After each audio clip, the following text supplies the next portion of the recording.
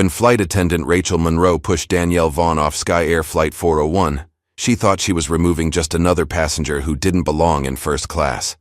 She couldn't have been more wrong. Behind Danielle's calm exterior and perfectly tailored suit was the brilliant CEO of Nova Technologies, a woman who'd built an empire by turning obstacles into opportunities. As Danielle stood in the terminal, her dignity intact despite the humiliation, she made one call that would set in motion an unstoppable chain of events. Within days, online outrage would explode. Within weeks, congressional hearings would begin. Rachel never realized that in trying to put Danielle in her place, she had actually launched her to her greatest height, as the woman who wouldn't just fight back against one airline, but would transform an entire industry built on bias. The push wasn't the end of Danielle's journey, it was just the beginning. Just before we get back to it, I'd love to know where you're watching from today. And if you're enjoying these stories, make sure you're subscribed, because tomorrow's special episode is one you definitely don't want to miss. The digital alarm on Danielle Vaughn's nightstand blinked 4:30 a.m. as her eyes opened moments before it would sound. She always woke before her alarm, a habit formed from years of early mornings and late nights building her empire. Danielle slid out of bed and settled onto the meditation cushion by her floor-to-ceiling windows overlooking New York City. 20 minutes of focused breathing centered her for the day ahead. After meditation, she moved to her desk where multiple screens displayed pre-market stock forecasts. Her eyes scanned the numbers with practiced precision. Nova Technologies was up in pre-trading, good news before her investor meeting in San Francisco. Before heading to her shower, she paused at the framed photo of Marion Taylor, her late mentor, and touched it gently. "Another big day, Marion," she whispered.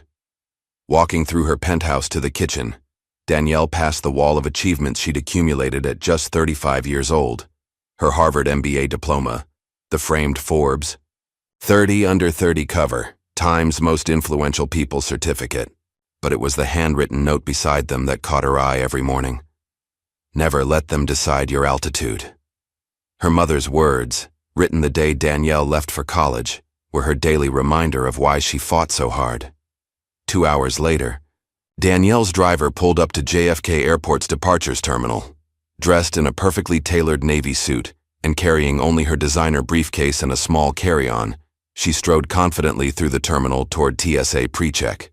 Despite her elite status and frequent flyer profile, the TSA agent directed her to the side. "Random additional screening, ma'am," he said without making eye contact. Danielle took a steady breath. This was the third random screening in her last 5 flights. She complied silently, holding her composure as other business travelers, mostly white men, breezed through the line without interruption. After clearing security, Danielle made her way to the Sky Air first-class lounge. Her flight to San Francisco wasn't for another hour, and she needed to review her presentation one more time. As she approached the reception desk, the attendant smiled warmly. "Good morning. Welcome to Sky Air Elite Lounge. May I see your credentials?" Danielle presented her executive elite card and boarding pass. The attendant's smile faltered for just a moment before recovering. "Right this way, Ms. Vaughn." As Danielle settled into a quiet corner of the lounge, another attendant approached. "Would you like anything to drink? Perhaps a ginger ale or cranberry juice?" Danielle looked up from her tablet. 18-year Macallan, neat, please," the attendant blinked. "I'm sorry, miss.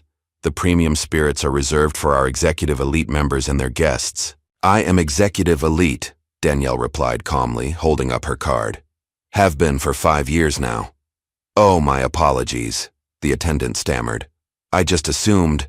I thought you might be waiting for. I'll get that Macallan right away." Danielle returned to her documents, barely registering the slight. She'd learned to conserve her energy for battles that mattered. In the staff area of Terminal 4, flight attendant Rachel Monroe applied a fresh coat of lipstick in the bathroom mirror. Her blonde hair was pulled back into a regulation bun, her Sky Air uniform pressed and perfect, but the dark circles under her eyes told another story.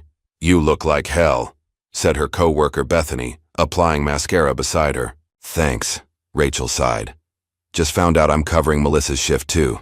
Double duty to San Francisco and back." "Custody battle still dragging on?" Rachel's jaw tightened. Mark's lawyer is now saying my inconsistent schedule makes me an unfit primary caregiver, as if his traveling sales job is any better. That's brutal. Bethany sympathized. I need this job and the overtime more than ever, Rachel said, straightening her uniform jacket. So here I am, running on 3 hours of sleep and a prayer. Just don't take it out on the passengers, Bethany joked. Rachel forced a smile. I'm the picture of professionalism always. When boarding began for Sky Air Flight 401 to San Francisco, Danielle was among the first called. As an executive elite member, she had priority boarding even before first class.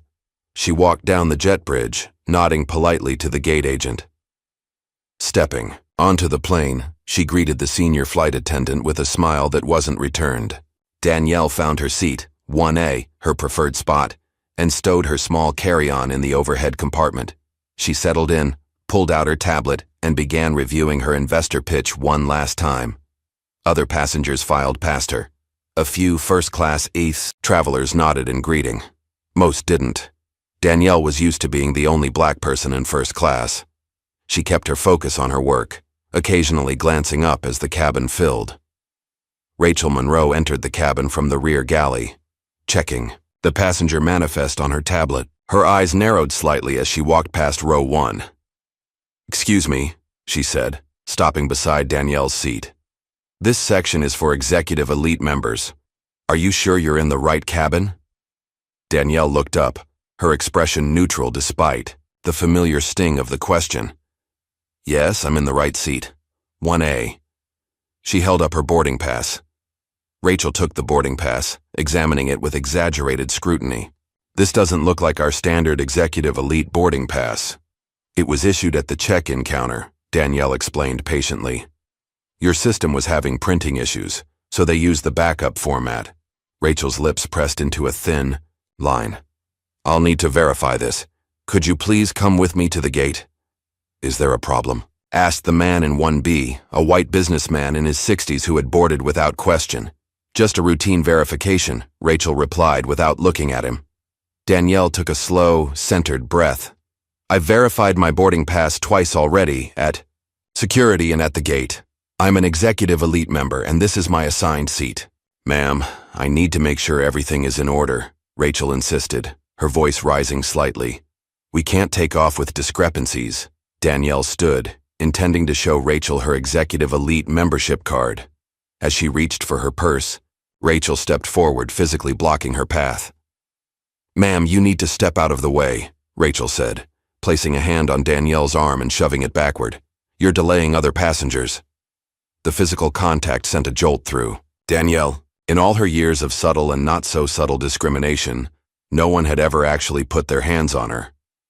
A teenage girl in row 2 had already taken out her phone and begun recording the interaction. Did you just push me? Danielle asked, her voice low and controlled despite the shock. I merely guided you, Rachel responded, now standing uncomfortably close. Now, either verify your ticket at the gate, or I'll need to call security. The cabin had gone quiet. Passengers watched the scene unfold, but no one spoke up. The man in 1B suddenly became very interested in his newspaper. A woman in 3C whispered something to her companion, and they both snickered.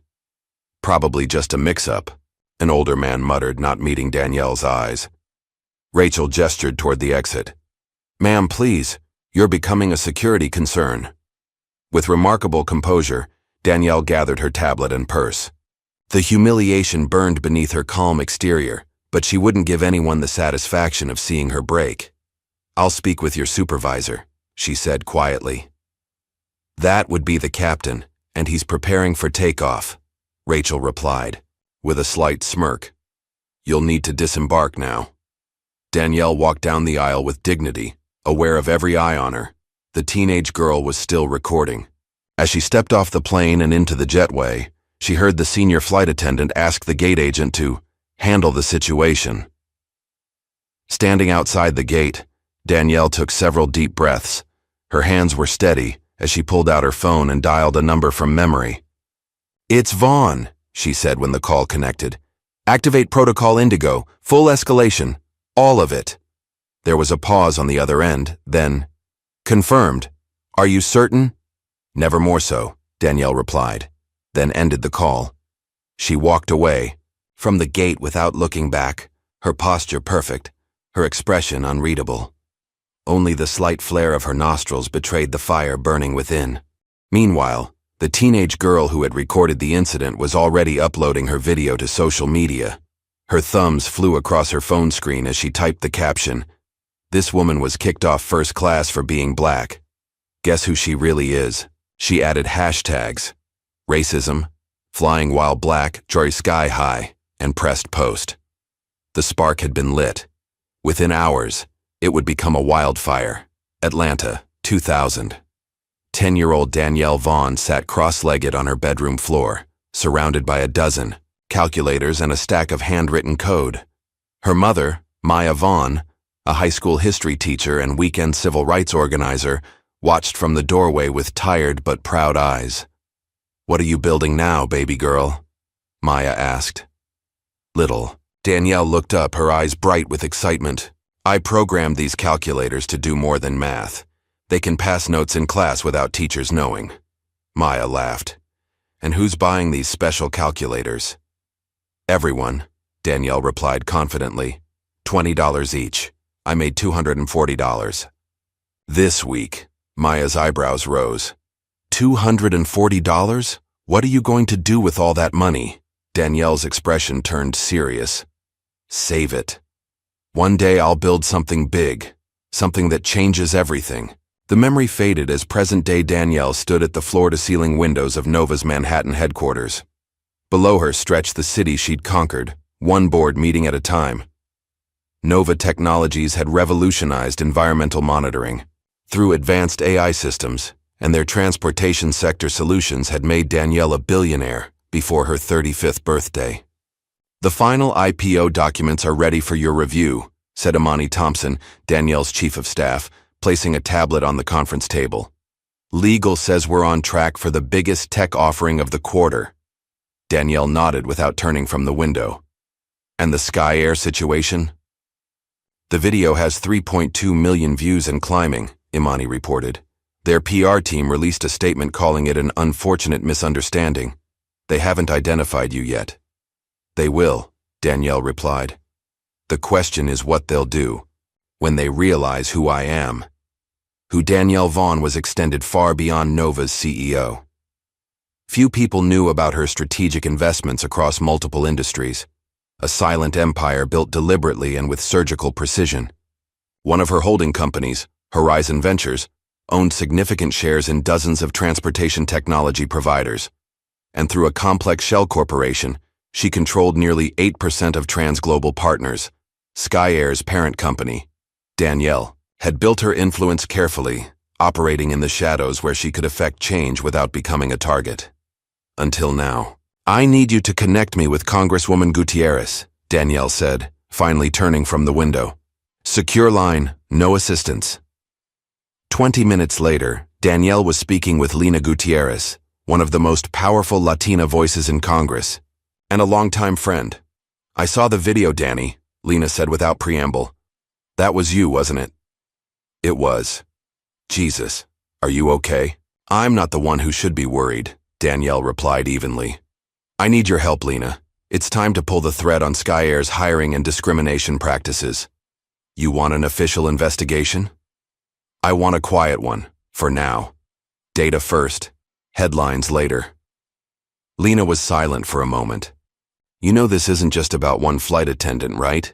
You're talking about taking on an entire industry culture." "I'm aware," Danielle said. "That's precisely the point." After ending the call, Danielle sent a text to another number. "Lunch. Tomorrow, the usual place. It's time to discuss the airline game." The following day, Danielle sat across from Malik Ayers at a private table in the back of an unassuming Brooklyn restaurant. At 45, Malik was one of the most successful black hedge fund managers in American history, with a talent for strategic acquisitions that bordered on precognition. "You're going scorched earth on this one, aren't you?" Malik asked, cutting into his steak. "I'm going justice," Danielle corrected. "Scorched earth is what they did to my dignity, and to countless others who didn't have my resources to fight back. Malik nodded thoughtfully. What do you need from me? Capital and silence. We're going to quietly acquire enough leverage to force real change, but it has to happen under the radar. You know they'll fight dirty once they realize what's happening. Danielle's smile was sharp. I'm counting on it. The dirtier they fight, the more evidence we collect. Malik considered her for a long moment, then nodded. I'm in. Send the details to my secure server. That evening, Danielle visited a converted warehouse in Queens. The industrial exterior belied the high-tech security within. She pressed her palm to a hidden scanner, and a heavy door clicked open. Inside, surrounded by multiple screens displaying lines of code, sat Jude Wilson. With his wild red hair and perpetual stubble, he looked more like a grad student than a former black hat hacker who'd served 3 years for exposing corporate security flaws. The famous Danielle Vaughn graces my humble abode, Jude said, spinning in his chair. To what do I owe the honor? I need your skills, Jude, Danielle replied, setting down her bag. It's time to repay that rehabilitation program I funded. Jude's expression turned serious. Is this about that airline video? That was you, wasn't it? Danielle nodded. I need internal emails, training records, incident reports, anything that shows a pattern at Sky Air. That's not exactly legal, Jude pointed out. Neither is discrimination, Danielle countered. Besides, I'm not asking you to hack them. There are whistleblowers who need secure channels to share what they know. You provide the channels, protect their identities. Jude studied her face. This is personal for you. It's personal for anyone who's ever been pushed aside because of how they look, Danielle said quietly. Will you help? Jude cracked his knuckles. For you? Always. Let's make some noise. Back at her office the next day, Danielle reviewed a file marked Project Ascend Rejected. 2 years earlier, Nova had approached Sky Air with an AI-based fuel management system that would have reduced their carbon footprint by 32%, while saving millions in fuel costs. The rejection letter cited untested technology and integration concerns. Yet 6 months later, Sky Air had implemented a remarkably similar system developed by a competitor, with worse safety protocols and higher costs. Danielle had dismissed it as business as usual at the time, but now she noticed something she'd overlooked. The language in the rejection letter was filled with coded phrases questioning the cultural fit of Nova's approach. They didn't reject our technology, she murmured. They rejected me. That evening, Danielle gathered her core team in Nova's secure conference room. Present were Imani Thompson, her loyal chief of staff, Ronell Washington, her razor-sharp general, counsel, and Victor Chen, her brilliant but introverted CTO. I'm initiating Project Phoenix, Danielle announced, activating the room's security protocols. Over the next 30 days, we're going to systematically expose Sky Air's culture of discrimination and corruption, and then transform the entire industry. She outlined the plan in meticulous detail. Gathering evidence, building public pressure, leveraging political connections, and ultimately using their financial power to force structural change. This isn't just about one incident, she concluded. It's about every person who's ever been made to feel small because of who they are. It's about changing the altitude of an entire industry. Her team exchanged glances, then Imani spoke for the group. We're with you, all the way. The first seed was planted the next morning when an anonymous source leaked the video of Danielle being pushed to an aviation watchdog blog, along with compiled statistics showing a disturbing pattern of black professionals being downgraded or removed from flights. The blog post ended with a question. Is this a one-off incident or a symptom of a systemic problem? By sunset, Flying While Black was trending on Twitter. That night, Danielle stood alone on her penthouse balcony, watching the city lights below. She thought of her mother, who had passed away just before Nova's first major breakthrough. Maya Vaughn had fought for equality in classrooms and courtrooms her entire life. Her final words to Danielle had been, "Don't ever let them make you small." Danielle's eyes reflected the city lights as she whispered into the night air, "I won't, Mama." In fact, I'm about to make myself and everyone like me impossible to ignore. The quiet fire in her eyes burned steady and sure. The battle had begun, and Danielle Vaughn never started a fight she didn't intend to win. As morning broke over Sky Air's corporate headquarters, executives huddled in their crisis management room. The video of Danielle Vaughn being pushed off. Their flight had reached 8 million views overnight. Social media was ablaze with outrage, and the hashtag #TheTaurenFlyingWhileBlack had been shared by celebrities and politicians alike. News outlets had begun picking up the story, and the company's public relations team was in full damage control mode. Gerald Langston, Sky Air's CEO, scanned the room with cold eyes. At 62, he'd weathered many storms in his 4 decades in the airline industry. This was just another tempest to navigate. "What's our statement?" he demanded. Sarah Palmer, the head of public relations, cleared her throat. "We've prepared a response emphasizing our commitment to customer service and explaining that the incident resulted from a documentation verification issue." And the flight attendant? Rachel Monroe. 10-year veteran. Solid record. "We're positioning her as following protocol in a high-stress situation." Gerald nodded. "Release it immediately. Make sure legal signs off." Within the hour, Sky Air's official statement appeared on their website and social media channels. Sky Air is committed to treating all passengers with dignity and respect. Regarding the incident on Flight 401, our attendant was following standard verification protocols when the passenger became belligerent and was unable to provide sufficient documentation for first-class accommodation. Sky Air has a zero-tolerance policy for disruptive behavior that compromises flight safety. We are reviewing the incident internally and will take appropriate action if necessary. The statement landed like a match on gasoline. "Belligerent?" Danielle said incredulously, reading the statement on her tablet while Imani poured her morning coffee. "They're actually claiming I was belligerent?" "They're desperate," Imani replied, "and they still don't know who you are." Danielle's phone chimed with a text from Jude. "Internet detectives incoming. 3, 2, 1. Almost immediately, her phone began ringing with media requests. Somewhere in the digital universe, someone had connected the dots between the woman. In the viral video and Danielle Vaughn, CEO of Nova Technologies Online, a different kind of investigation was unfolding. Reddit threads and Twitter users began digging into Rachel Monroe's history. Flight review sites and consumer complaint boards revealed 3 prior incidents where passengers of color had reported uncomfortable interactions with her. All 3 complaints had been dismissed without investigation. One user posted, "Found this from 2019. Black doctor in first class asked to show credentials 3 times while white passengers walked right on. Flight attendant's name, Rachel Monroe." Sky Air racism. Another shared, "My cousin, Indian tech exec, was questioned about his upgrade by blonde flight attendant on Sky Air last year.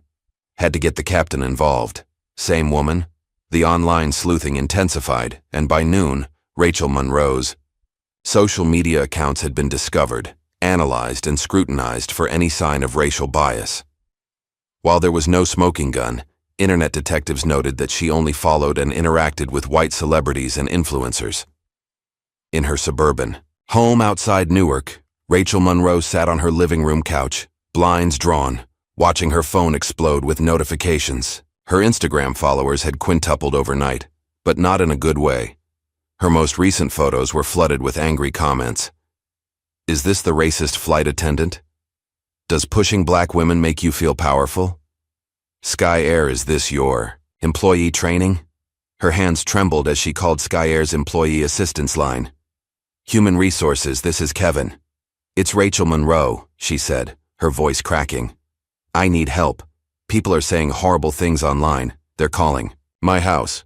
"We're aware of the situation, Rachel. The union rep will contact you shortly. Until then, do not speak to anyone. Not media, not other employees, not on social media.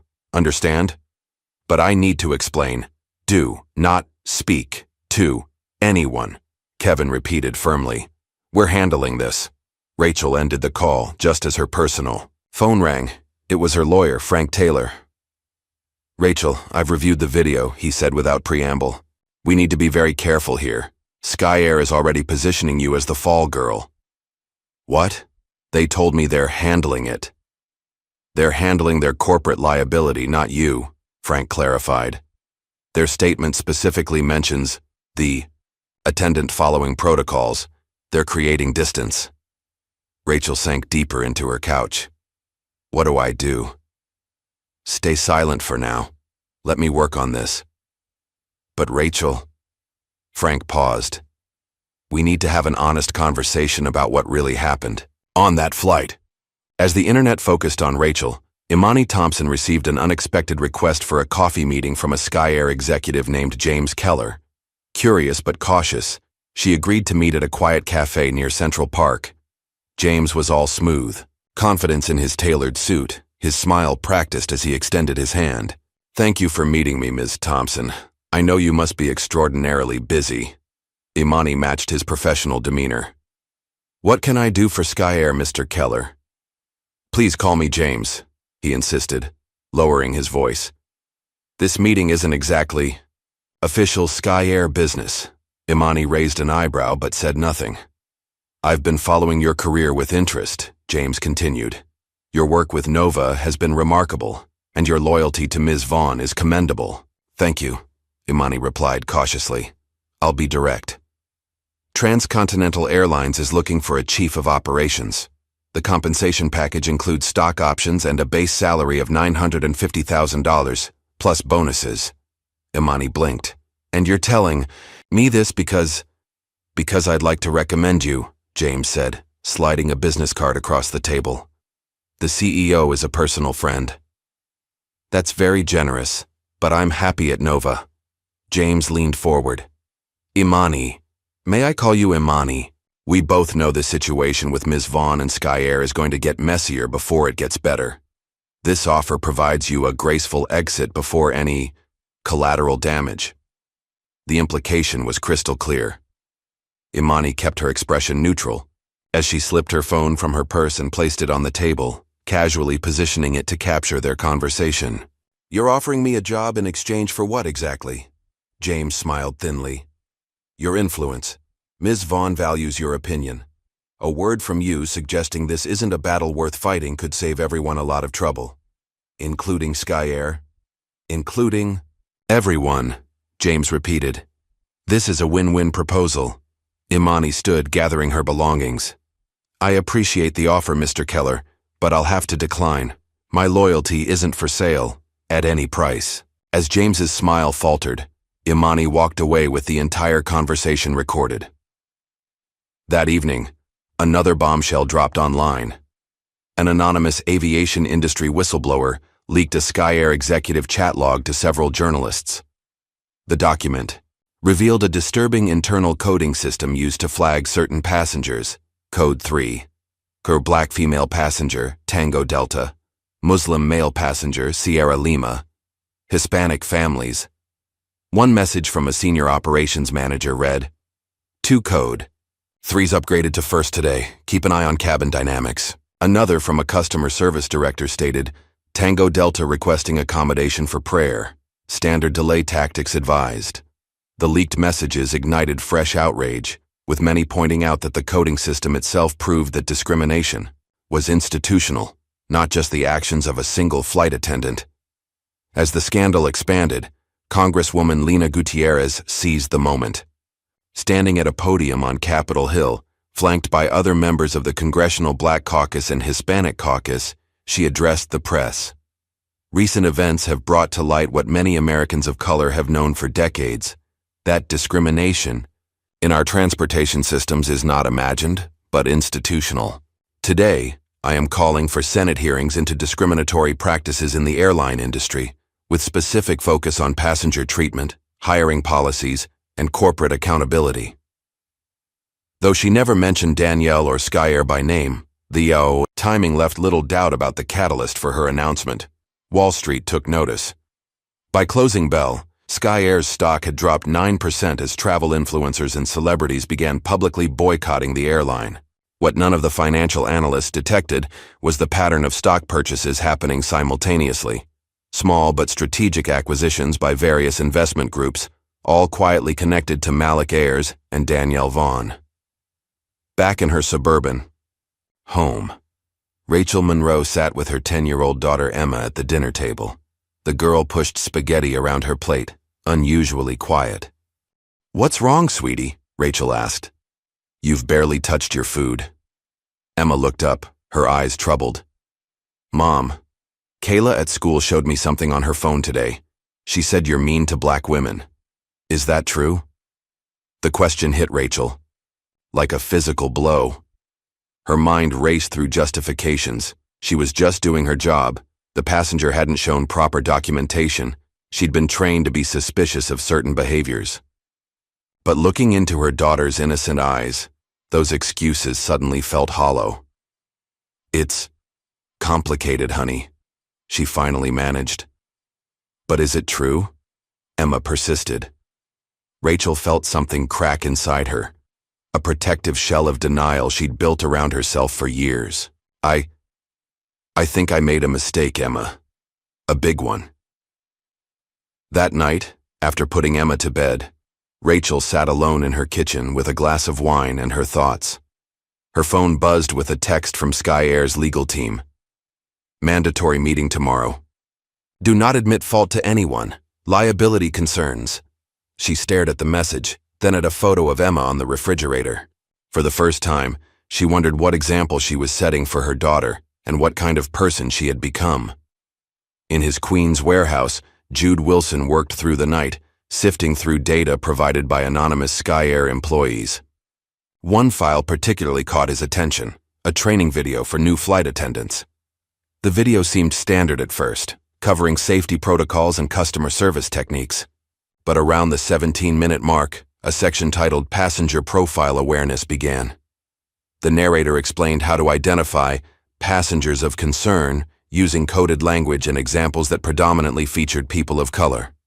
Remember, to verify documentation for passengers who appear out of place in premium cabins, the narrator advised over footage of a black man in a first-class seat. Trust your instincts regarding passengers who seem uncomfortable or nervous about the flying experience, the narrator continued, while showing a woman in a hijab. Jude immediately sent the video to Danielle with a message. "Smoking gun. They're literally training them to profile." The following morning, Danielle Vaughn walked through the same Sky Air terminal where she'd been humiliated days earlier. This time, she moved with purpose, dressed in a black designer suit, her expression resolved. Flanking her were Ronell Washington, her general counsel, 2 other attorneys from a prominent civil rights law firm, and 3 reporters from major news outlets. Airport staff did double takes as they recognized her.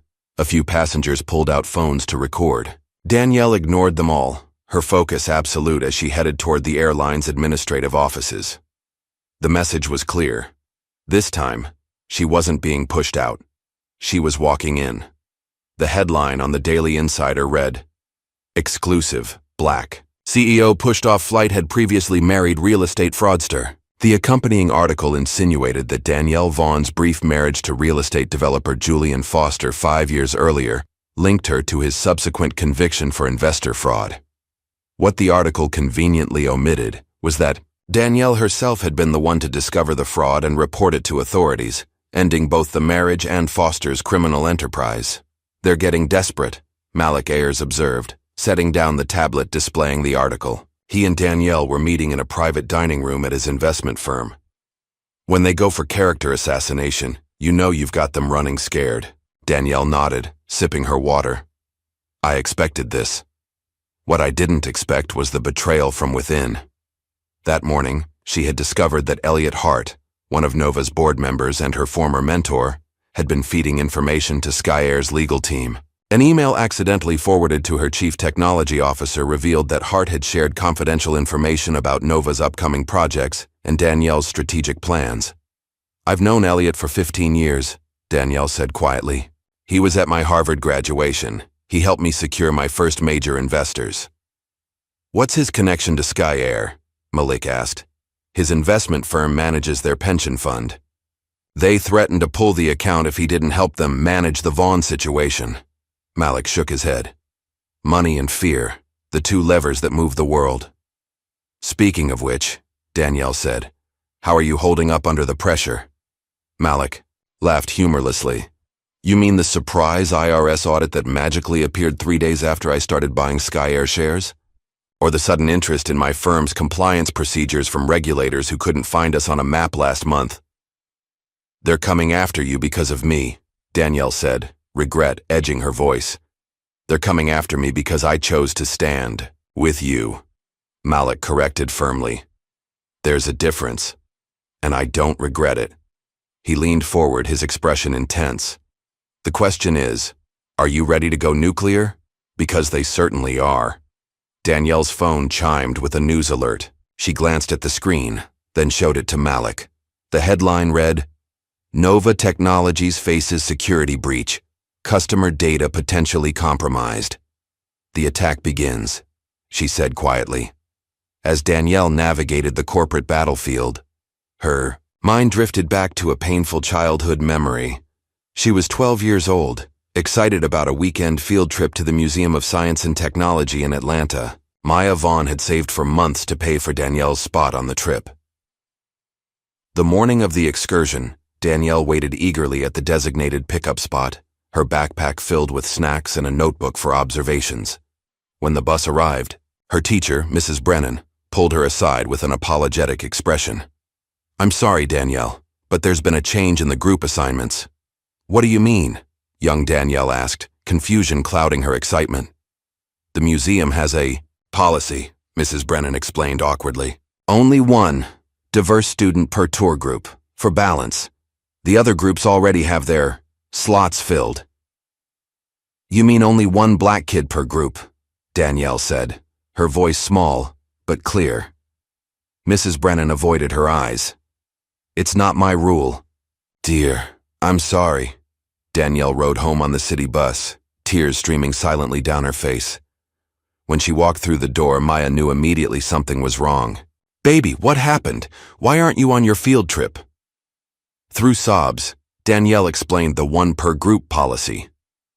Maya held her daughter tightly, her own eyes wet with tears of rage and sorrow. Listen to me, Danielle, Maya said, holding her daughter's face between her hands.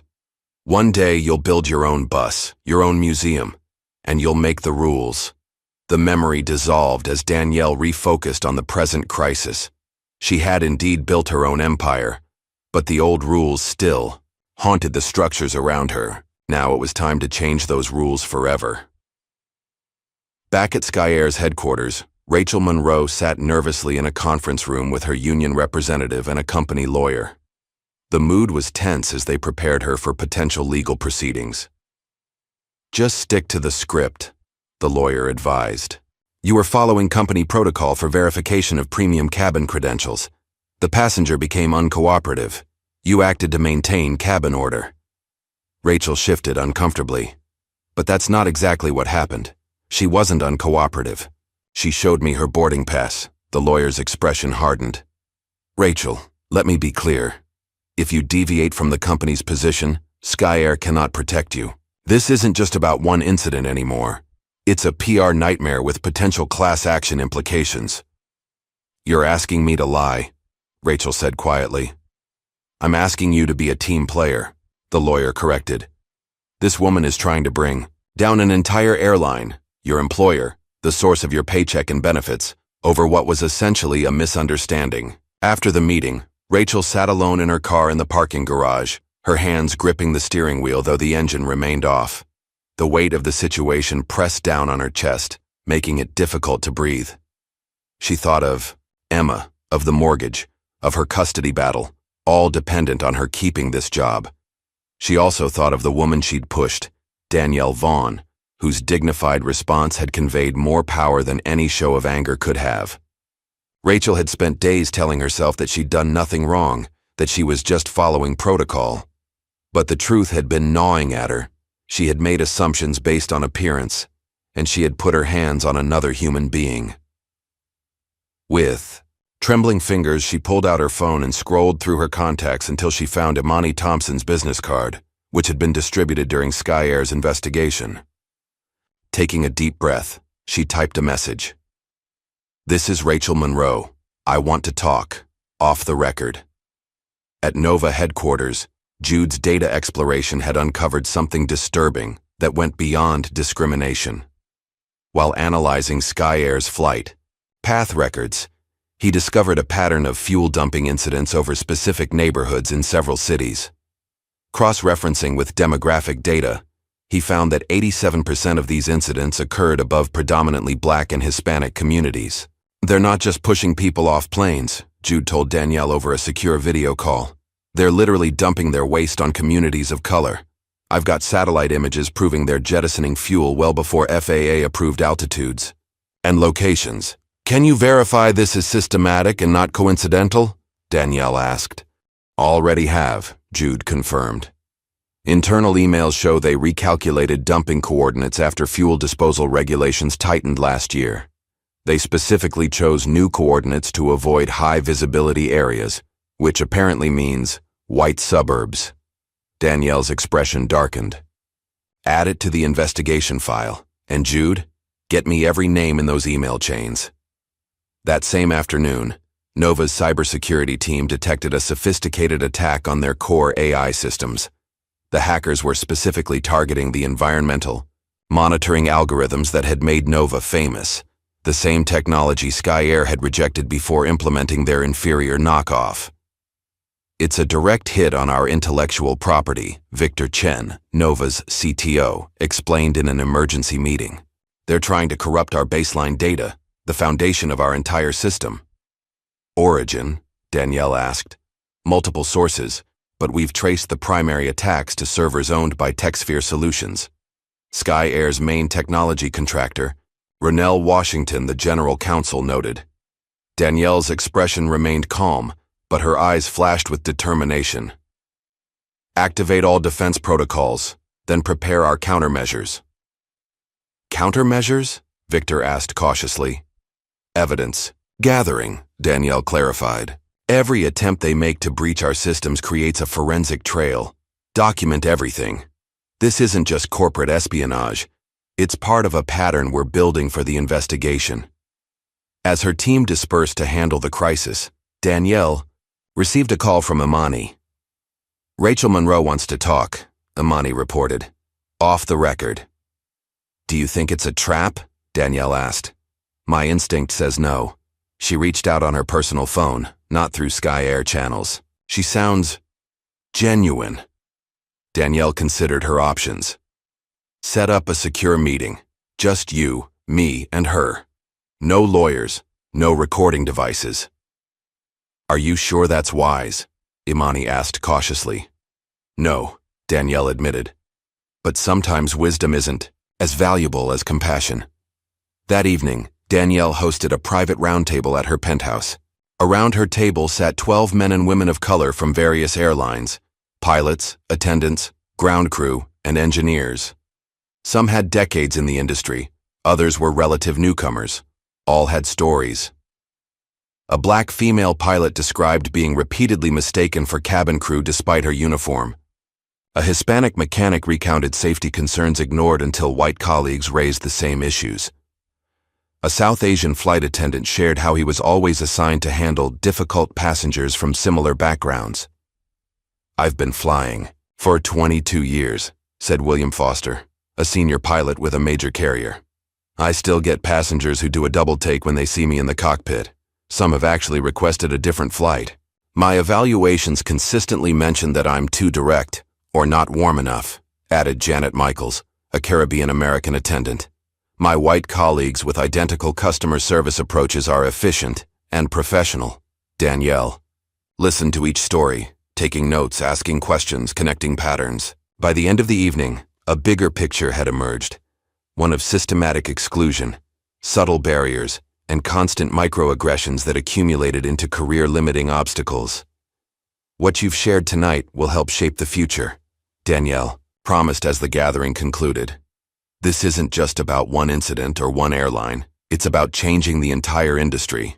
After everyone had left, Danielle sat alone at her dining table, surrounded by notes and recordings. Her phone chimed with a news alert. A prominent cultural commentator had dubbed her the modern-day Rosa Parks of the skies in a viral essay. In Oakland, a street artist had painted a 3-story mural of her face with the words, "Fly above it," emblazoned below. The personal attack pieces were being drowned out by a growing chorus of support. Justice for Danielle trended alongside Dawes boycott Sky Air. But Danielle knew the fight was far from over. In fact, it was just beginning. She walked to her bathroom, splashed cold water on her face, and stared at her reflection in the mirror. The woman looking back at her was tired but resolute. Danielle opened a drawer and pulled out a sheet of her mother's stationery, preserved from Maya's personal effects after her passing. Sitting at her vanity, she began to write. Dear Mama, today, I felt your presence more strongly than ever. The battle I'm fighting isn't just mine. It's yours. It's ours. It's everyone who ever had to prove they belonged in spaces built to exclude them. They tried to make me small, just as you warned they might. Instead, I'm growing larger, becoming more than just a CEO, more than just a single passenger who was wronged. I'm becoming a symbol, and that terrifies me because symbols can't afford to falter. But I hear your voice reminding me, it's not just about you, baby girl. It never was. I promise you this. I will finish what we started. I will build that bus you talked about. And everyone will have a seat. Love always. Your Danielle. She folded the letter, kissed it gently, and whispered to the empty room. It's not just about me anymore. It never was. The morning rain tapped against the windows of the private meeting room in a nondescript Brooklyn hotel. Danielle Vaughn sat perfectly still, her posture relaxed but alert as the door opened. Imani Thompson escorted Rachel Monroe inside, then positioned herself by the door, close enough to intervene if necessary, distant enough to give them space. Rachel looked different from the confident flight attendant who had pushed Danielle off the plane. Her hair was pulled back in a simple ponytail, her face free of makeup, her eyes ringed with the unmistakable shadows of sleepless nights. She clutched her purse with white knuckles. Thank you for meeting with me, Rachel said, her voice barely above a whisper. Danielle gestured to the chair across from her. Please, sit. Rachel lowered herself into the chair and placed a manila envelope on the table between them. For a long moment, neither woman spoke. I didn't expect you to be so, Rachel finally began. Normal, Danielle offered. Calm, Rachel corrected. After what I did to you, I expected, I don't know, anger, hostility. Would that make this easier for you? Danielle asked evenly.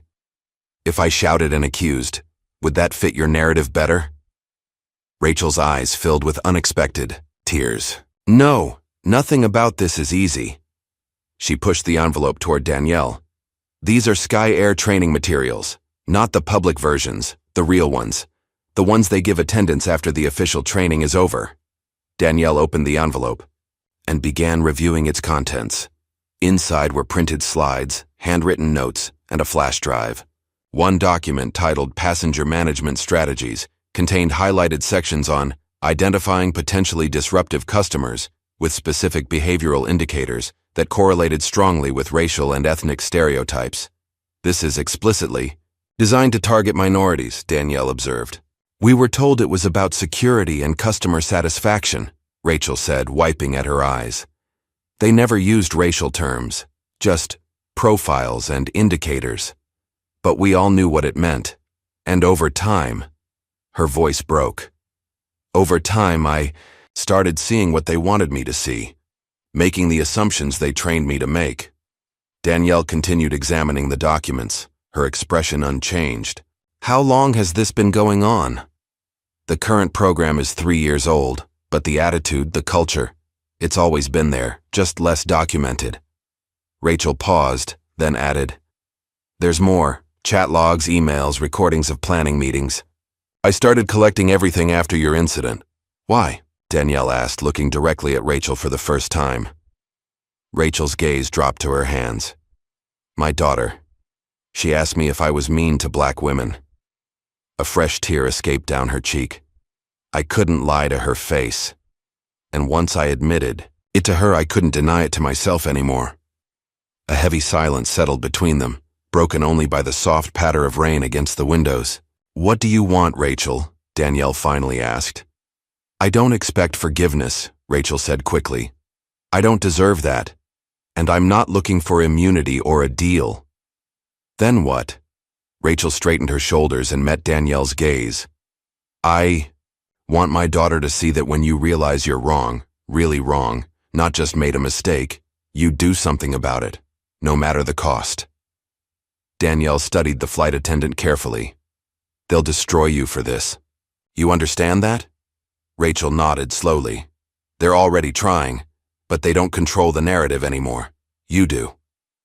After another long moment, Danielle reached across the table, not to shake hands, but to close the manila envelope and slide it back toward Rachel.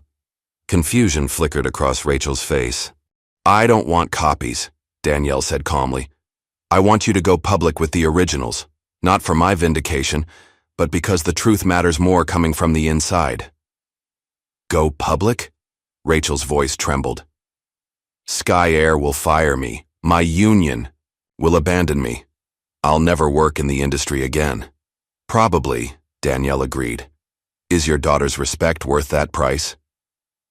2 days later, Rachel Monroe sat opposite Diane Foster, anchor of the nation's highest-rated primetime news program. Her hands fidgeted in her lap, but her voice was steady as the red recording light came on. "Tonight, an exclusive," Diane began. The flight attendant at the center of the Sky Air discrimination scandal breaks her silence. "Rachel Monroe, why are you speaking out now?"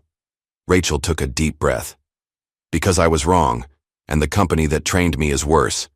We were told to treat certain passengers differently, not explicitly because of race, but using coded language and profiles that clearly targeted people of color." The interview continued for 20 tense minutes, as Rachel methodically described Sky Air's training practices, internal communications, and the systemic biases built into everything from seat assignments to service protocols. She provided documents, recordings, and first-hand accounts that corroborated every claim. When asked about her confrontation with Danielle, Rachel didn't flinch. "I physically pushed a customer because she didn't fit my idea of who belongs in first class. I was wrong, and I'm deeply sorry for that. But I'd be lying if I said it was just me. The entire system is designed to make employees like me into the front lines of discrimination." As the interview aired, Sky Air CEO Gerald Langston stood in his wood-paneled office watching the broadcast with a stony expression. His silver hair was perfectly combed, his tailored suit immaculate, his jaw clenched. When the segment ended, he switched off the television and turned to his crisis management team. "Release the apology statement," he ordered, his voice emotionless. "The standard one about diversity commitments and internal reviews." Brian Wells, the head of legal, cleared his throat. "Sir, with these new allegations, I think we need to be more specific." "Just do it," Gerald snapped. "And get me Senator Spence on the phone. It's time to bring in our political capital." After the team left, Gerald picked up a secure phone and called Andrew Thompson, Sky Air's head of strategic operations. "The Monroe situation has escalated," he said without preamble. "Initiate the PR strike back immediately. I want everything we have on Vaughn, business, personal, financial, leaked to the right outlets by morning. She needs to be damaged beyond repair before this goes any further." Meanwhile, across town, Danielle reviewed Rachel's interview with her team. Imani switched off the television as the segment ended. "She did well," Rennell Washington observed. "Authentic, direct, no signs of coaching." Danielle nodded in agreement. "This changes the narrative from one incident to systematic behavior. The public response will be—" Her phone rang, interrupting her assessment. The caller ID showed an unfamiliar number with a local area code. "Danielle Vaughn," she answered. "Ms. Vaughn, my name is Roberta Kane," came a gravelly female voice. "Captain Roberta Kane. I've been a pilot with Sky Air for 27 years. Danielle put the call on speaker. "What can I do for you, Captain Kane?" "It's what I can do for you," the woman replied. "I'm a Vietnam vet, Ms. Vaughn. Flew helicopter medevacs when they still said women couldn't handle combat zones. I've seen what happens to folks who speak up against the system, but I've got 3 years till retirement and not much left to lose." "I'm listening," Danielle said carefully. What Rachel Monroe said tonight is just the passenger-facing part of the problem. The safety issues go deeper, much deeper. Captain Kane's voice lowered. I've got flight safety data that's been falsified, maintenance records that don't match actual work performed, and fuel quality reports that would make your hair stand on end. Danielle exchanged glances with her team. Can you verify these claims? Better. Than that, Captain Kane replied. I can give you access to the entire internal system. You just need someone who knows where to look. Someone like Jude, Imani whispered. Danielle nodded. Captain Kane, would you be willing to work with our technical team? Completely confidential, of course. That's why I called Ms. Vaughn. It's time someone had the guts to clean house. Count me in. 3 days later, Danielle hosted a live-streamed panel discussion from Nova's headquarters. The panel included Rachel Monroe, Captain Kane, representatives from airline unions, 3 Black, female entrepreneurs, and prominent legal scholars. The discussion focused not just on Sky Air, but on discriminatory practices throughout the transportation industry. As viewership climbed past 10 million, Danielle outlined her vision. A new airline built on principles of transparency, equity, and genuine customer service. We're calling it New Altitude, she announced. Not just because we aim higher, but because we're changing the altitude of an entire industry. An airline where your experience isn't determined by how you look, where safety isn't compromised for profit, and where employees are valued for their integrity rather than their compliance. Social media exploded with the hashtag #NewAltitude, while Sky Air's stock continued its downward spiral. By market close, share prices had dropped 24% from their pre-scandal value. In his Queens workshop, Jude worked feverishly with the access provided by Captain Kane. His screens displayed complex data matrices and code sequences as he navigated Sky Air's internal systems.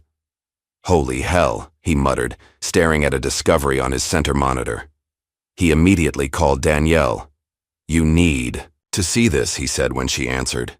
They have an AI system, they call it Vulture, that automatically flags and reassigns seats without human review. What kind of flags? Danielle asked. Primarily, names. Specifically, names that sound ethnic, their word, not mine. The system automatically downgrades certain passengers or reassigns them away from premium cabins, then generates false reason codes to cover the changes. That's why I was randomly selected for additional screening so often, Danielle realized. The algorithm was flagging me. Exactly, Jude confirmed. And here's the kicker. They've been denying this system exists for years.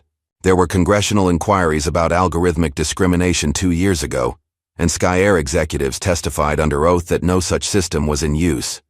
Perjury, Danielle said softly. That's a game changer. At his private club across town, Gerald Langston sat in a wood-paneled room with Senator Donald Spence, a powerful figure on the Transportation Committee. Both men sipped expensive scotch as they spoke in hushed tones. Donald, we've been friends for 20 years. Gerald said earnestly. Sky Air has supported your campaigns consistently. Now I need your help to put the brakes on these hearings before they destroy the entire industry. Senator Spence swirled his drink thoughtfully. The optics are challenging, Gerald. The public is captivated by this Vaughn woman. Public opinion is fickle, Gerald dismissed. What about the FAA review we discussed? Can you delay it? For the right consideration, perhaps, the senator replied carefully. The committee does have significant discretion on timing. $2 million in campaign support, Gerald offered. Through the proper channels, of course. Neither man noticed. The young woman clearing their empty plates. Melissa Carter, a staffer for Congresswoman Gutierrez who worked part-time at the club. Her phone, tucked in her apron pocket, recorded every word of their conversation. The next morning, a major financial news site published a bombshell exposé claiming Danielle's wealth came from offshore accounts linked to her ex-husband's fraud schemes. The story alleged that Nova's meteoric rise was fueled by laundered money and questionable connections. Within hours, Danielle responded by releasing her complete tax records for the past decade, documentation of every major investment in Nova, and a comprehensive history of her philanthropic work, including mentorship programs for women and minorities in tech that had launched dozens of successful careers. The attempted smear backfired spectacularly, humanizing Danielle and showcasing her commitment to ethical business practices. The original story was retracted with an apology by afternoon. Later that evening, Danielle called an emergency meeting with Malik Ayers and her core team. "It's time for our boldest move," she announced. "We're going to acquire Sky Air's parent company's logistics technology division. That's their crown jewel," Malik observed. "They'll never sell it voluntarily." "They won't have a choice," Danielle replied. "With their stock in free fall and federal investigations looming, the board will be looking for liquidity and distance from the scandal. Using our combined resources," she continued, "we can make an offer that's too good to refuse, and then implement the changes the industry has resisted for decades." "You don't want to destroy them," Ronell realized. "You want to transform them from within," Danielle smiled. "We don't need to destroy the system. We can replace it, one piece at a time." The marble corridors of the Senate office building echoed with footsteps and hushed conversations as spectators filed into the hearing room. Camera crews positioned themselves strategically, capturing the scene as members of the Senate Transportation Committee took their seats on the raised dais. Congresswoman Lena Gutierrez had successfully pushed for these hearings, building a coalition that crossed party lines after the evidence of discrimination became too substantial to ignore. Now she sat in the front row of the gallery, watching as the witnesses were sworn in. Danielle Vaughn raised her right hand along with Rachel Monroe, Captain Kane, and Jude Wilson. After swearing to tell the truth, they took their seats at the witness table, facing the senators who would question them. Senator Martha Williams, the committee chair, opened the proceedings with a solemn statement. "These hearings are not about one incident or one company, but about ensuring that our nation's transportation systems serve all Americans with fairness and dignity. The evidence presented to this committee suggests patterns of discrimination that demand our attention and action." For the next 4 hours, the witnesses presented their testimony. Danielle spoke of her experience with measured precision, contextualizing it within broader patterns rather than focusing on personal grievance. Rachel detailed the training procedures and corporate culture that normalized discrimination. Captain Kane revealed the falsified safety records that put profit above passenger welfare. Jude explained the vulture algorithm's discriminatory design with technical clarity that even the most technology-averse senators could understand. During a particularly pointed exchange, Senator Williams asked Danielle, "Ms. Vaughn, in your estimation, how widespread are these practices within the airline industry?" "Based on our research and the testimony of industry employees," Danielle replied, "these issues exist to varying degrees across most major carriers. However, Sky Air's case is particularly egregious due to the systematic nature of their approach and the explicit documentation we've uncovered." As the hearing continued, Imani moved quietly through the chamber, distributing a presentation packet to committee members. The materials included a comprehensive slide deck detailing Sky Air's profit strategies, specifically how the airline used discriminatory profiling to maximize revenue by selectively enforcing rules, denying refunds to certain demographic groups, and allocating inferior services to passengers deemed less valuable. Senator William Bennett, usually a staunch defender of corporate interests, held up one particular page during his questioning. "Mr. Wilson," he addressed Jude, "this document shows that Sky Air's internal code designated certain zip codes as low priority for customer service responses and refund processing. Is that correct?" "Yes, Senator," Jude confirmed. "And those zip codes correspond almost exclusively to predominantly Black and Hispanic neighborhoods across all major markets." Senator Bennett's face reddened. "This isn't just bad business. This is a modern-day Jim Crow in the sky." The phrase "Jim Crow in the sky" exploded across news chyrons and social media within minutes. By the end of the day's testimony, the hashtag was trending globally. In his office, Gerald Langston watched the hearings with growing dread. When his executive team gathered for emergency consultation, their usual confidence had evaporated. "The Vulture program is our biggest vulnerability," Brian Wells, the legal counsel, stated bluntly. "We denied its existence under oath. That's perjury." "The board is requesting your resignation," added Heather Mills, the head of HR. They're meeting now to discuss separation terms. Gerald stared at them coldly. After 20 years, they expect me to be the sacrificial lamb? It's you or the entire company, Heather replied, and frankly, it might be both. 3 hours later, Sky Air issued a terse press release. Gerald Langston has resigned as CEO, effective immediately. The board has appointed Chief Operating Officer Thomas Reed as interim CEO, while the company addresses recent concerns and cooperates fully with ongoing investigations. What the press release didn't mention was that Gerald's executive assistant, Linda Parker, had been instructed to clean out certain sensitive files. As she fed documents into the shredder late that night, she was unaware that security cameras, accessing protocols Jude had quietly adjusted, recorded her every move. The footage was automatically forwarded to Congresswoman Gutierrez's office and the Justice Department. By morning, Linda had been subpoenaed, along with every document and device in Gerald's office. As public pressure mounted against Sky Air, Danielle faced challenges of her own. Driving home from a late meeting about New Altitude's launch plans, she noticed a black SUV following her car. The vehicle maintained a consistent distance through several turns, its high beams occasionally flashing in her rearview mirror.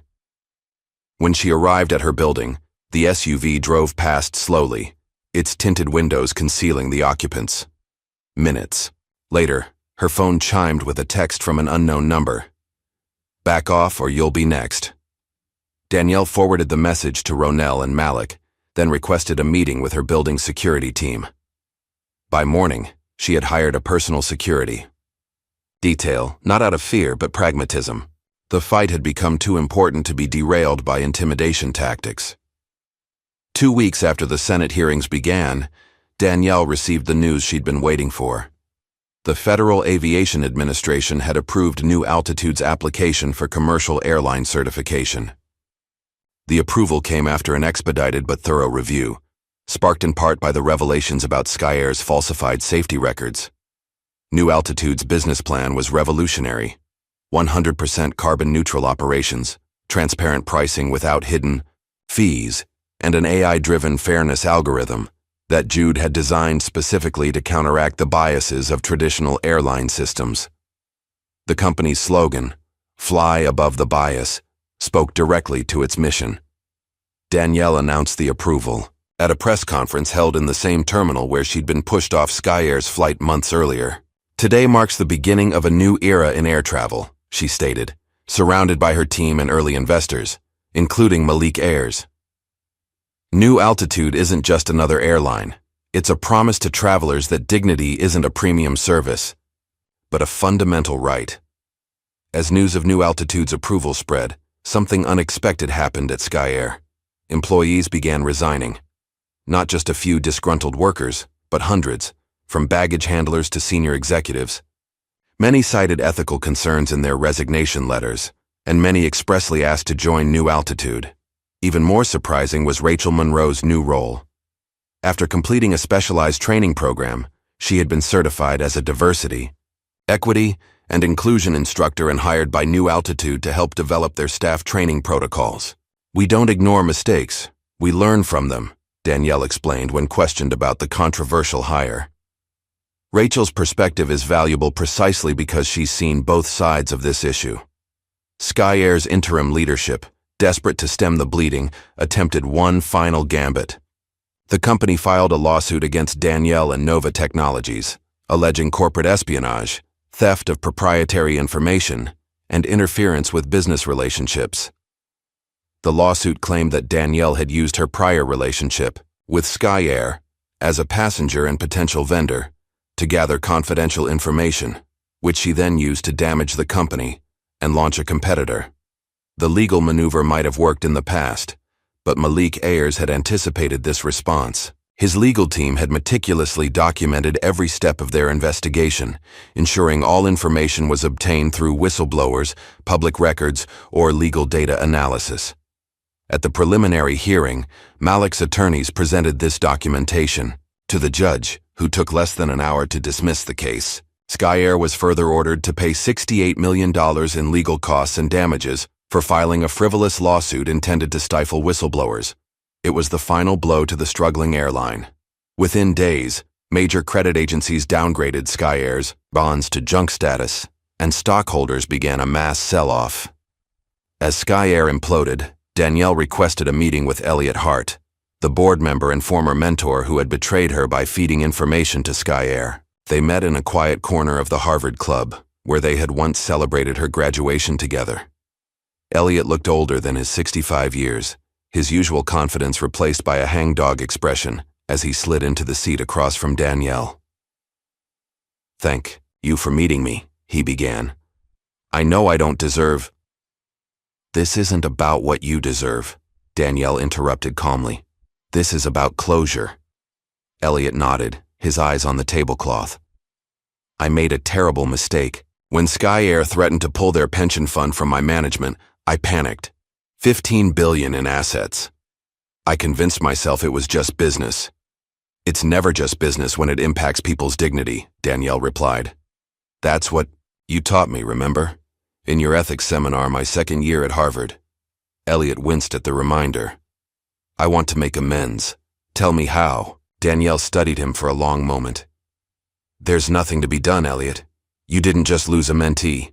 You lost your legacy, everything you built, every student you inspired. We're all questioning now whether you ever meant any of it."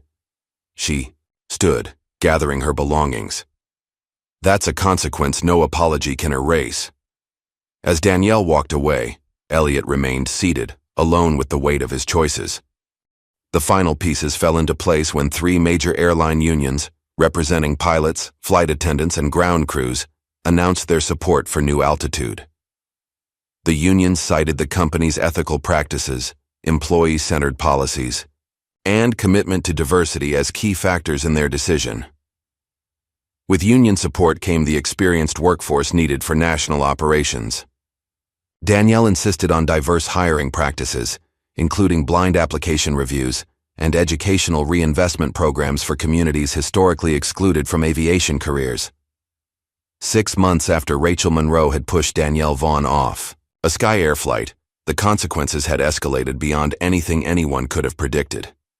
Following the Senate hearings, damning evidence leaks, and consecutive quarterly losses, Sky Air announced it was ceasing operations. The FAA cited systemic ethical violations and safety concerns in its decision to revoke the airline's operating certificate. The company that had once been a titan of the industry was now selling off its assets to cover mounting debts and legal settlements. The gate where Danielle had been humiliated now stood empty, its Sky Air signage removed, its future uncertain, until New Altitude announced it would be the location of their inaugural flight service. In his Miami penthouse, Gerald Langston watched the news of Sky Air's collapse with a tumbler of scotch in hand. His phone, once constantly buzzing with calls from industry leaders and politicians, had been silent for days. The perjury investigation was advancing, and his former allies had abandoned him one by one. As he stared at the screen showing Danielle Vaughn announcing New Altitude's expansion plans, he raised his glass in a bitter toast. "Well played," he muttered to the empty room. In the final days before New Altitude's launch, Danielle stood at the window of her new corporate headquarters, a sustainable building powered entirely by renewable energy. The view included the airport, where everything had started, now transformed by her vision. "Are you ready?" Imani asked, joining her at the window. "For the launch?" "Absolutely," Danielle replied. "No," Imani clarified. "For what comes after. You've changed an industry, Danielle.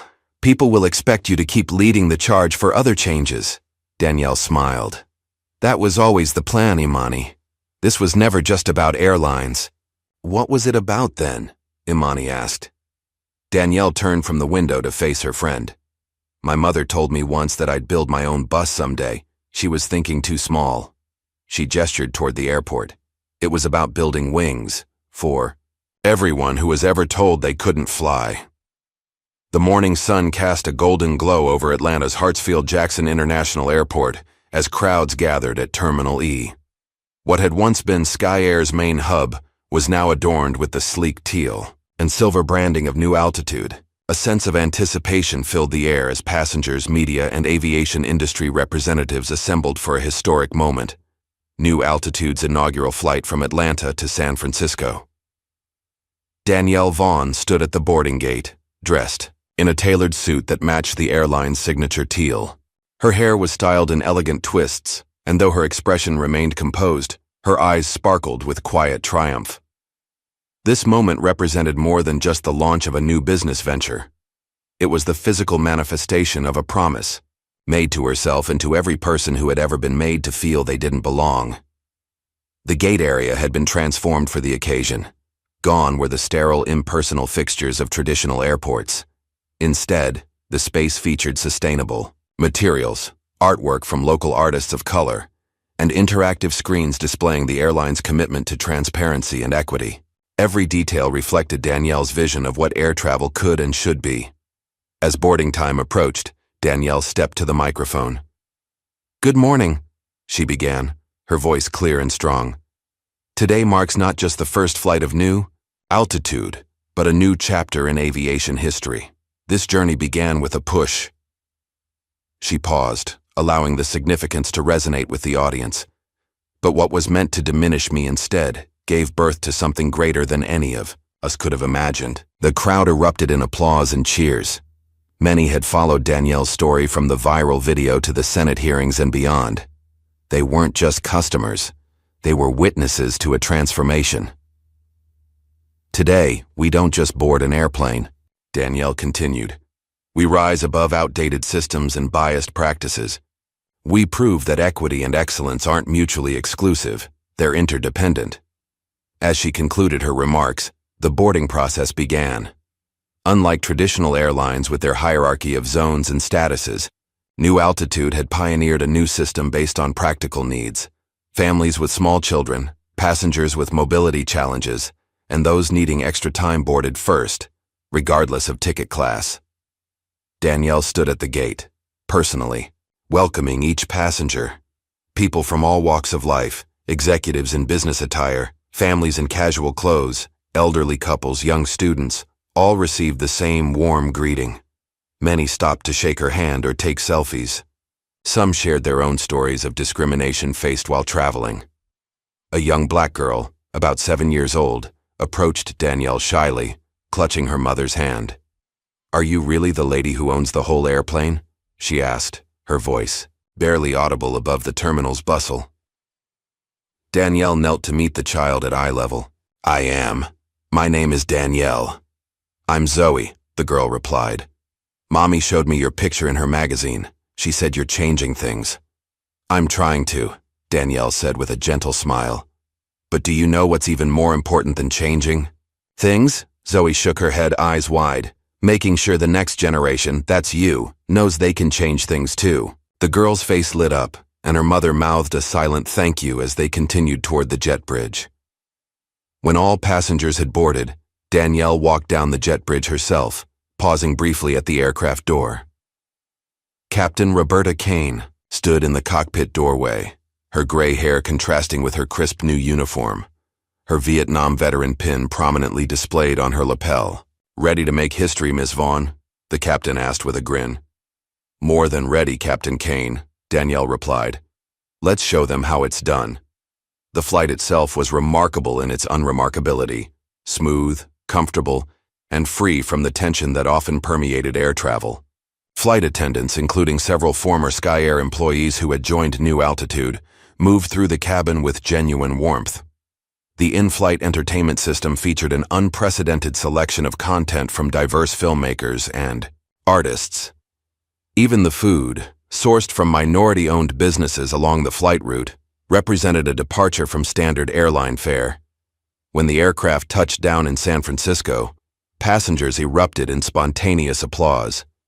As they disembarked, many expressed that it had been the most pleasant flying experience of their lives, not because of luxury amenities, but because of the palpable sense of respect that infused every aspect of the journey. Back in her San Francisco hotel suite that evening, Danielle reviewed the day's coverage on her tablet.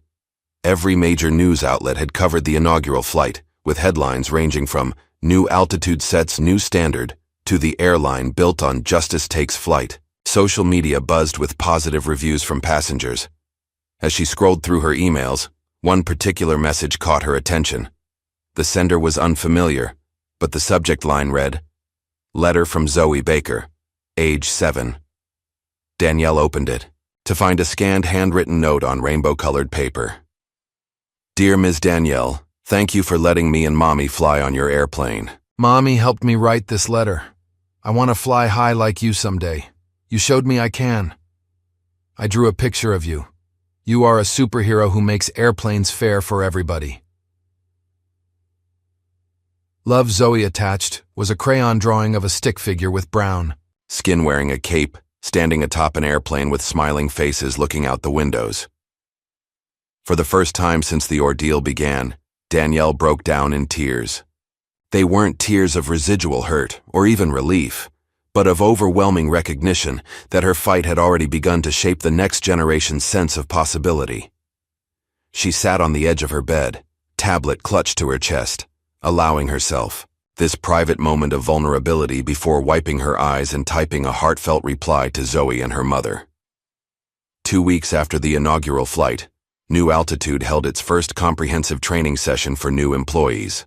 The airline had received over 20,000 applications for just 500 positions, with many coming from aviation professionals eager to be part of the industry's transformation. In a modern training facility at the Atlanta headquarters, Rachel Monroe stood before a diverse group of flight attendant trainees. Her blonde hair was pulled back in a simple ponytail, and she wore the teal blazer of New Altitude's training staff. Though her hands fidgeted slightly with her tablet, her voice was steady as she addressed the group. "My name is Rachel Monroe, and I'm the last person who should be standing here today," she began candidly. 8 months ago, I physically pushed a black woman off a flight because she didn't fit my preconception of who belonged in first class. That woman was Danielle Vaughn. A murmur rippled through the trainees. Though everyone knew Rachel's story, it had been covered extensively in the media. Hearing her acknowledge it directly was powerful. "I'm not here to seek redemption or to be congratulated for doing the bare minimum of recognizing my mistakes," Rachel continued. "I'm here because the biases that influenced my actions that day weren't just personal failings. They were the product of systemic problems that permeate our industry. By understanding how these biases are cultivated and reinforced, we can actively work to dismantle them." For the next hour, Rachel led a nuanced discussion about unconscious bias, using her own experience as a case study. She didn't shy away from difficult questions or attempt to minimize her actions. Instead, she created a space where prospective flight attendants could honestly examine the subtle ways discrimination manifested in customer service environments. After the session, a young black woman approached Rachel. "I wasn't sure how I'd feel about learning from you," she admitted. "But hearing you own your mistakes without excuses, it's the reason I applied to New Altitude. This is the only airline that seems serious about addressing these issues head-on." Rachel nodded, understanding the mixed feelings her presence might evoke. "What's your name?" "Jasmine Taylor." "Well, Jasmine, I hope I can earn your trust over time. Not through words, but through consistent actions." Jasmine considered this, then offered a small smile. "That's a good start." Across town, in a renovated warehouse space filled with computer equipment, Jude Wilson was embarking on his own new chapter. Danielle had appointed him as head of New Altitude's Ethics and Technology Division, giving him complete authority over the development and implementation of the airline's AI systems. Today, he was hosting an open house for his new team, a diverse group of programmers, data scientists, and ethics specialists tasked with ensuring that technology served all customers fairly. "Welcome to the Anti-Vulture Unit," Jude announced to the assembled group, referencing Sky Air's discriminatory algorithm. His wild red hair was somewhat tamer than usual, though his enthusiasm remained undiminished. "Our job is to make sure technology amplifies human dignity rather than undermining it." He gestured to the massive screens displaying complex code behind him. "Every algorithm we build undergoes rigorous testing for bias. Every dataset we use is examined for hidden prejudices. And most importantly, every decision our systems make is transparent and explainable. A young programmer raised her hand. But isn't complete algorithmic fairness technically impossible? Even with the best intentions, some bias always creeps, and Jude grinned. Exactly right. That's why we don't claim perfection. We commit to vigilance. We actively look for bias, invite criticism, and build systems that get better through constant ethical refinement. As the team discussion continued, Jude caught sight of Danielle watching from the doorway. She gave him an approving nod before slipping away. Later, during a private moment in his office, Jude looked at the framed letter on his wall, his official pardon and record expungement, made possible by Danielle's advocacy. She saw me as more than my mistakes, he told his assistant. That's what justice looks like. Not ignoring the past, but refusing to let it dictate the future. In Washington, D.C., Congresswoman Lena Gutierrez announced an initiative inspired by the Sky Air case.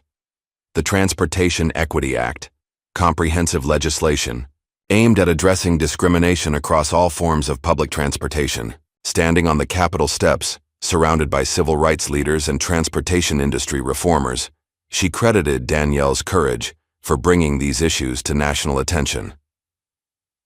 What began as one woman's stand against injustice has catalyzed a movement for accountability and fairness across our entire transportation system, Gutierrez declared. The Transportation Equity Act will establish new standards for employee training, algorithmic transparency, and corporate governance in every mode of public transit. Watching the announcement from her office, Danielle smiled. The ripple effects continued to spread, touching areas of public life she hadn't initially targeted. This was how real change happened, not through single dramatic gestures, but through persistent pressure applied at critical points throughout interconnected systems. That afternoon, Danielle unveiled another initiative, the Altitude Access Program, a revolutionary approach to corporate social responsibility. The program would provide free flights and career mentorship to underserved youth of color interested in aviation and technology careers. Every new altitude ticket purchased contributes to this program, Danielle explained at the press conference. We're not just offering occasional charity flights. We're building a sustainable pipeline of opportunity that will diversify our industry for generations to come. When asked by a reporter if the program was a form of reparations, Danielle didn't shy away from the term. It's an acknowledgement that access has been systematically denied to certain communities, she replied. And yes, that requires systematic remedy. Call it reparations if you wish. I call it investing in talent that our industry has foolishly overlooked. As summer turned to fall, the transformation of the aviation landscape continued. The old Sky Air terminal at JFK, once a symbol of discrimination for Danielle, was repurposed as the Flight Equity Learning Center, a state-of-the-art facility where future aviation professionals of color receive training, mentorship, and job placement assistance. On the center's opening day, Danielle toured the facility with a group of high school students from underserved communities in New York City. As they explored simulation labs and classroom spaces, she noticed their initial hesitation giving way to excitement.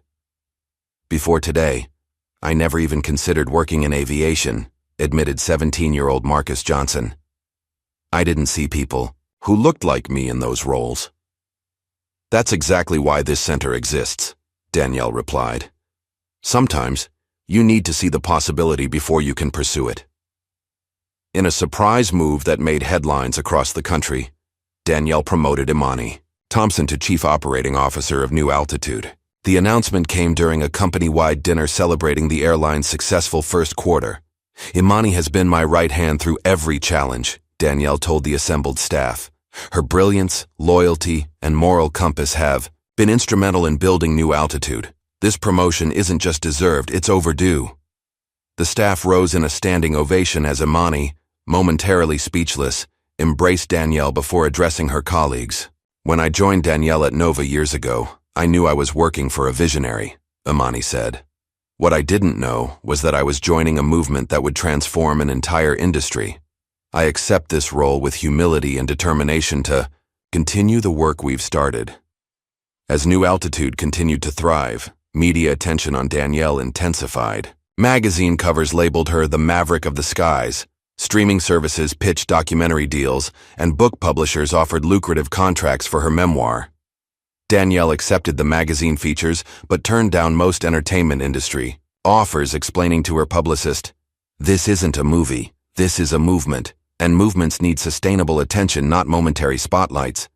Instead, she channeled her influence into practical reforms, meeting with airline industry leaders who were suddenly eager to adopt New Altitude's equity practices, now that they had proven financially successful. On the anniversary of her mother's death, Danielle took a private day away from her public responsibilities. She flew to Atlanta, rented a car, and drove to the small cemetery where Maya Vaughn was buried. The autumn leaves crunched beneath her feet as she walked to the simple headstone marked with her mother's name and the words, "Teacher, Advocate, Mother." Danielle knelt by the grave, placing fresh flowers beside the stone. From her purse, she took her boarding pass from New Altitude Flight 401, the inaugural journey, and placed it gently atop the headstone. "You were right, Mama," she whispered, tears sliding down her cheeks. "I built my own wings, and they're carrying so many others now, too." She remained there as the afternoon sun began its descent, sharing quiet words with the woman who had first taught her about dignity and determination. By the time she rose to leave, her resolve had deepened. The journey wasn't complete, it had only just begun. 5 years later, the international terminal at Hartsfield-Jackson Airport buzzed with activity as a school group of 30 middle schoolers gathered excitedly for their field trip. The children, from a formerly underserved Atlanta school district, wore matching T-shirts with the words, "Future Aviators," emblazoned across the front. "Remember, everyone," their teacher called out, "we're not just visiting an airport today. We're visiting a piece of history. New Altitude changed the way airlines operate around the world." A girl at the back of the group raised her hand. "Ms. Washington, will we get to see Ms. Vaughn today?" "I don't think so, Destiny," the teacher replied. "Ms. Vaughn is very busy these days, but this whole place reflects her vision." As the group moved through security, a remarkably smooth process thanks to New Altitude's redesigned protocols, they didn't notice the woman observing them from a nearby coffee shop. Danielle Vaughn, now 40, watched the children with a quiet smile. Her hair showed a few strands of silver now, and fine lines had appeared at the corners of her eyes, evidence of both the challenges and triumphs of the past 5 years. New Altitude had grown from a single domestic route to a global airline leader in equity, technology, and sustainability. What had begun as a response to discrimination had evolved into a movement that transformed industry standards worldwide. Other airlines had been forced to adapt or lose market share to the new paradigm Danielle had established. More importantly, New Altitude had become a symbol. Children took field trips just to visit their terminals, not merely to see airplanes, but to witness what was possible when exclusion was replaced with opportunity. Danielle finished her coffee and headed to her gate. Today wasn't about airline business. She was flying to Boston to teach the first session of her new course at Harvard Business School, Ethics in Business Power. The prestigious institution had invited her to develop a curriculum based on her experiences transforming the airline industry. Her phone chimed with a text from her assistant. "Your class is already oversubscribed. 200+ students trying to get in." Danielle smiled. The next generation of business leaders was hungry for a new approach, one that valued human dignity alongside profit margins. As she boarded her flight, several passengers recognized her, but the flight attendants maintained her privacy with practiced professionalism. In Chicago that same day, Rachel Monroe accepted the Aviation Equity Coalition's annual award for her work in reforming airline training practices. The ceremony was small but significant, attended by industry professionals committed to continuing the transformation Rachel had helped catalyze. What made the moment especially meaningful was the person who introduced her, Emma Monroe, now AI, poised 15-year-old who spoke with remarkable confidence about her mother's journey. "My mom taught me that real courage isn't about never making mistakes," Emma told the audience. "It's about facing those mistakes honestly and doing the hard work to make things right." 5 years ago, she made a choice that could have destroyed her life. Instead, it became the foundation for her most important work. Rachel embraced her daughter before taking the podium, visibly moved by the introduction. Though the path hadn't been easy, many had never forgiven her role in the original incident. She had found purpose in the unglamorous work of changing industry practices from the inside out. Transformation isn't a destination, Rachel told the gathered professionals. It's a continuous process of examination, accountability, and improvement. The systems we've built over decades cannot be dismantled overnight, but they can be rebuilt, piece by piece, with intention and persistence. Across the country in Seattle, Jude Wilson stood before a group of formerly incarcerated individuals at the headquarters of Second Chance Tech, the nonprofit he had founded 3 years earlier. The organization trained people with criminal records for careers in ethical technology development. Society will tell you that your past defines your future, Jude told the assembled group, his once wild red hair now cut in a more conservative style that did nothing to tame his enthusiasm. I'm living proof that's a lie. 5 years ago, I was a former convict struggling to find legitimate work. Today, I'm leading innovations in ethical AI that are being adopted worldwide. What he didn't mention, though everyone knew, was that Danielle Vaughn had been Second Chance Tech's first and most generous donor. The program had since expanded to 5 cities, with plans for international growth. Technology can perpetuate bias, or it can help dismantle it, Jude continued. Which outcome we get depends entirely on who builds the systems and what values guide their work. In Atlanta, one of New Altitude's flagship routes departed for Washington, D.C., a flight with special significance. Named the Maya Vaughn Memorial Flight, it operated at no cost once annually for civil rights scholars traveling to a major conference. The program, now in its 3rd year, had become a coveted opportunity for academics and activists working on transportation equity issues. This year's cohort included researchers from across the country, each pursuing projects that built upon Danielle's work in different ways, expanding equity initiatives to buses, trains, ride shares, and other transportation modes that affected daily life for millions. In his Manhattan penthouse, Malik Ayers put the finishing touches on the manuscript for his book, The Investment That Changed the Skies.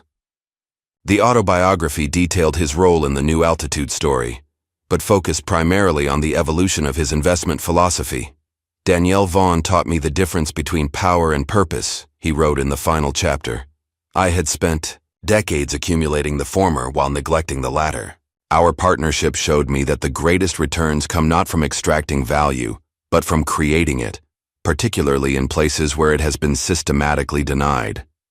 His editor had initially pushed for more sensational details about the takedown of Sky Air, but Malik had insisted on focusing on the constructive aspects of the story. There are enough books about destruction, he argued. This one is about building something better from the ashes. On a perfect spring morning 3 months later, Danielle arrived at New Altitude's private airfield outside Atlanta for a special occasion, her final flight as the airline's active CEO. Though she would remain as chairwoman of the board, day to day, operations would transition to Imani Thompson, completing a succession plan years in the making.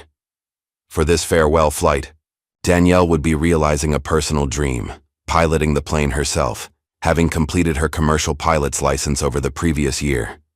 Captain Roberta Kane, now approaching retirement herself, would serve as her co-pilot for the journey. Never thought I'd see this day, Captain Kane remarked as they completed pre-flight checks in the cockpit. A black woman CEO flying her own damn airline. We've come a long way. With much further to go, Danielle replied with a smile. The flight was a short one, Atlanta to Charleston and back, with a small group of passengers including early New Altitude employees, key allies from the original struggle, and a few lucky contest winners. The symbolism was lost on no one. Danielle Vaughn, once pushed off a plane, was now literally taking control of the flight path. As the aircraft reached cruising altitude, Danielle engaged the autopilot and took a moment to absorb the reality of her position, sitting in the captain's seat, thousands of feet above the landscape where her mother had once told her she would build her own bus. In first class, a young girl of about 8 sat in seat 1A, watching the cockpit door with fascination. When Danielle emerged briefly to greet passengers, the girl tugged her mother's sleeve excitedly.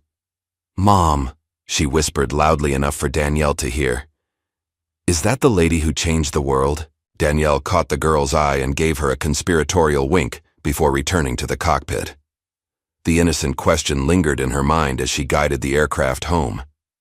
In the years following that final flight, New Altitude continued its expansion, establishing routes connecting major cities across Africa, Asia, and South America. What had begun as an American airline had evolved into a global transportation network committed to connecting underserved markets and communities. The Altitude Bridge Fund, established by Danielle with a portion of her personal wealth, provided capital and mentorship to Black innovators across continents, with a special focus on transportation and environmental technologies. The fund's motto, "Building runways where others see roadblocks," reflected its mission of creating infrastructure for success in overlooked communities. On the 10th anniversary of the incident that had catalyzed everything, Danielle stood at the window of her office in New Altitude's global headquarters. The view included both the airport where she'd been pushed aside and the sprawling campus where thousands now worked to advance her vision of equitable transportation. The company she'd built had transported over 50 million passengers. The policies she'd pioneered had been adopted by competitors worldwide. The young people she'd mentored were emerging as leaders in their own right, and the woman who had once pushed her off a plane had become an unlikely but effective advocate for industry reform. As Danielle watched the New Altitude aircraft taking off and landing, their distinctive teal tails gleaming in the sunlight, a sense of profound completion washed over her. The journey had never been about revenge, or even vindication.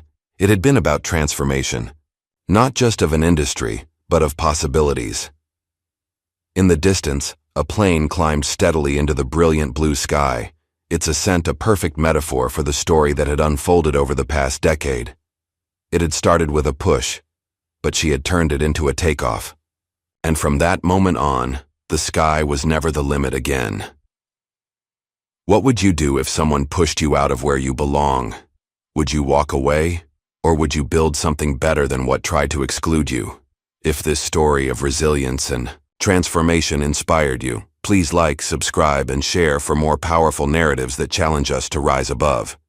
Your support helps these important stories reach those who need to hear them.